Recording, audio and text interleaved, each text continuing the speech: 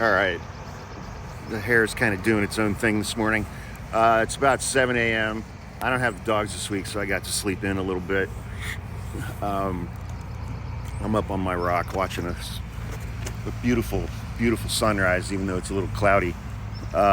So this comment, you have a deaf son, and that just reminded me of something that I don't think I've talked about for a year and a half. So this video is a shout out to my dad. He follows me. When my brother and I were little kids, up until, the time we were 8 or 9 years old or something, for years and years and years, my dad taught at the Ohio School for the Deaf.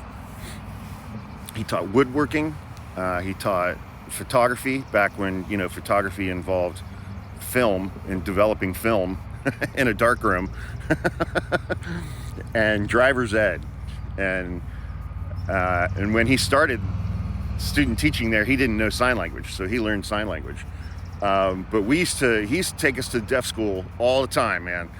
We hung out with so many of the students, and we had so many great times there. We used to go build stuff in the wood shop, which I love that wood shop. It was so great. They had all the tools, man. And we did our own photography projects and stuff, and would develop film in the dark room and make prints and things like that.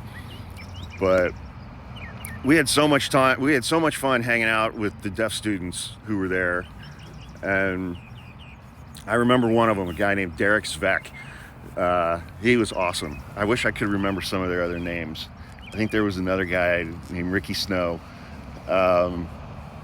We just had so much fun hanging out with those students and hanging out at that school. I remember going to, we used to go to their basketball games when we were kids, and just everybody there.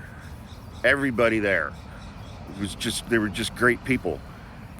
And it was a residential school. So the kids who went there, it was K through 12. The kids would live there. They would come from all over Ohio and live there. And I think it was such a great thing for my brother and I to be exposed to when we were little kids, when we were growing up.